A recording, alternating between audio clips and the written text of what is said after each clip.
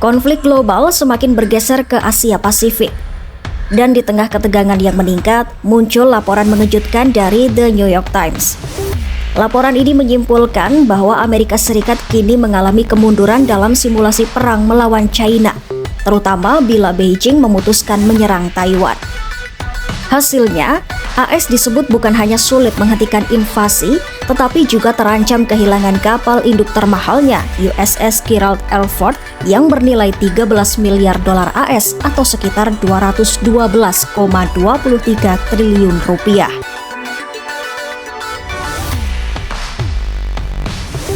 Selama bertahun-tahun, AS mengandalkan persenjataan super canggih, sistem logistik terbaik, dan teknologi militer mutakhir. Namun laporan The New York Times menegaskan semua itu tak lagi menjamin kemenangan. AS dinilai terlalu mengandalkan teknologi mahal, kompleks, dan berbasis doktrin lama yang sudah tak sesuai dengan bentuk perang modern. Senjata sederhana namun cerdas seperti drone kamikaze atau kendaraan tak berawak kini terbukti mematikan. China dianggap lebih cepat beradaptasi dan lebih maju dalam penyesuaian teknologi ini. Dalam artikel Overmatch The New York Times, terungkap penilaian rahasia simulasi perang antara AS dan China. Dalam skenario ini, Beijing menyerang Taiwan dengan 600 senjata hypersonic, rudal canggih, kapal selam nuklir, serta mengacu satelit penting AS. Hasilnya, AS kewalahan dan tertekan dari berbagai arah. Kapal-kapal induk termasuk USS Gerald R. Ford berkali-kali dihancurkan dalam simulasi. Presiden China Xi Jinping bahkan telah meminta militernya bersiap menyerang Taiwan secepatnya pada 2027. Menteri Pertahanan AS Pete Hegseth bahkan mengaku negaranya selalu kalah dalam latihan perang melawan China.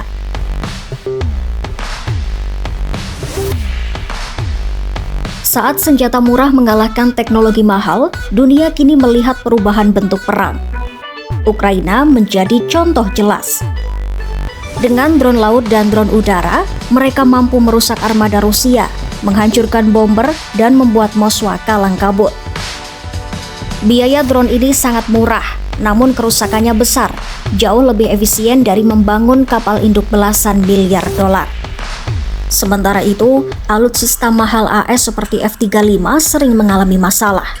Editorial The New York Times bertanya, mengapa AS masih terus bertahan pada gugus tempur kapal induk yang rentan, sementara China mulai berperang dengan cara baru, mengandalkan drone, software, cyber, dan senjata anti-satelit.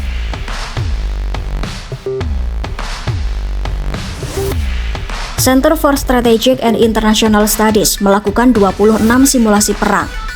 Hasilnya, AS beresiko kehilangan ribuan tentara dan puluhan kapal besar. Sementara China juga akan menderita kerugian besar. Skenario paling berbahaya adalah blokade, bukan invasi langsung. Blokade ini akan memutuskan Taiwan dari dunia luar dan memaksa mereka menyerah.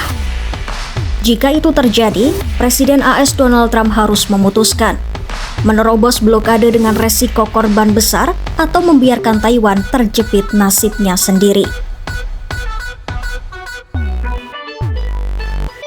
Meskipun tertekan, AS tidak diam. Badan Geospasial NGA dan Pentagon mulai menggunakan sistem penargetan berbasis kecepatan AI termasuk program Maven. Sistem ini mampu mengidentifikasi objek dan ancaman dengan cepat, sesuatu yang dulunya harus dikerjakan manusia dengan melihat gambar buram satu persatu.